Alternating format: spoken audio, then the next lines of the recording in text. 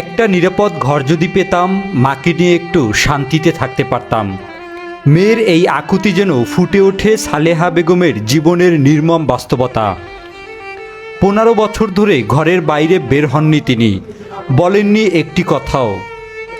জরাজীর্ণ বিদ্যুৎহীন একটি ঘরই এখন তার পুরো পৃথিবী। অসুস্থ শরীর আর নীরবতার মধ্যেই কেটে যাচ্ছে দিনের পর দিন। 15 বছর এই স্বামী মারা গেছে পরে এই ঘরবন্দি হয়েছে। তার যে ছেলে, এও তো অসুস্থ, এও যে যাইয়ে মায়ের একটু দেখবে বা করবে, এই ব্যবহার পারতে আছে না। পটুয়াখালীর কলাপাড়ার পৌর শহরের নাসনাপাড়ার একটি জরাজীর্ণ কুটিরে এভাবেই বসবাস করছেন 60 বছর বয়সী সালেহা বেগম। স্বামী আবুল কালাম মারা যাওয়ার পর থেকেই নিজেকে ঘরের মধ্যে গুটিয়ে নেন তিনি। প্রায় 10 বছর ধরে হেলে পড়া ঘরটিতে বিদ্যুৎহীন অবস্থায় দিন কাটছে তার।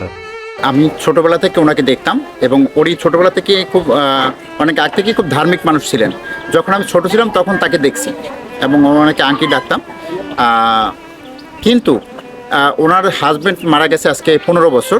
এই যে 15 বছর হাজব্যান্ড মারা যাওয়ার পরেই হয়তোবা উনি এইভাবে ঘরে একাকিত্ব নিছে। উনি ঘরের চারপাশে নর্দমার পানি, নিরাপদে দাঁড়ানোর মতো জায়গাটুকু নেই। কিন্তু এই ঘর ছেড়ে কোথাও যাননি সালেহা বেগম। ঘরের ভেতর কিভাবে তার দিন কাটে, কিভাবে গোসল করেন কিংবা প্রাকৃতিক প্রয়োজন মেটান, সেটাও জানেন না অনেক প্রতিবেশী। দীর্ঘদিনের পরিচিতদের কাছেও সালেহার জীবন যেন এক অজানা গল্প। তার ছেলে জিয়া কিডনি সহ নানা রোগে আক্রান্ত, মেয়ে লাকি নিজেও নানান রোগে ভুগছেন। তারপরও মানুষের বাড়িতে কাজ করে মায়ের খাবারের ব্যবস্থা করেন তিনি। মায়ের জন্য একটি নিরাপদ ঘর ও চিকিৎসার ব্যবস্থা করাই এখন তার সবচেয়ে বড় চাওয়া। 15 বছর সময় বাবা মারার পর হইতে মা এরম কেউর সাথে কথা বলে না, কেউর সাথে দেখা করে না। আমি মেয়ে, আমার সাথেও কথা বলে না, আমার সাথে দেখাও দেয় না। আর আমি একদমই তো আমি মায়ের মুখ দেখতে পারি না। স্থানীয় বাসিন্দারা জানান, 15 বছর ধরে সালেহাকে ঘরের বাইরে না দেখলেও তাকে নিয়ে কৌতূহলের চেয়ে এখন তাদের বেশি চিন্তা।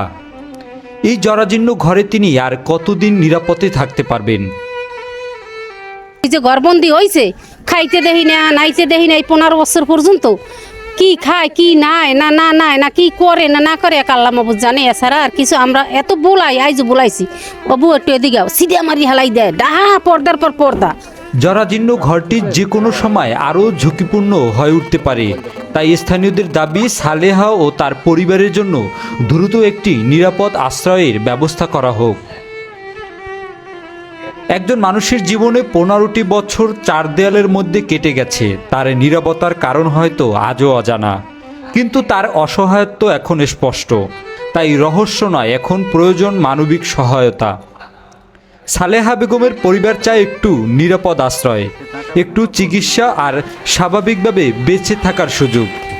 স্থানীয়দের প্রত্যাশা, জরাজীর্ণ ঘরটি ধসে পড়ার আগেই সরকারি সহায়তার হাত পৌঁছাবে এই পরিবারের কাছে।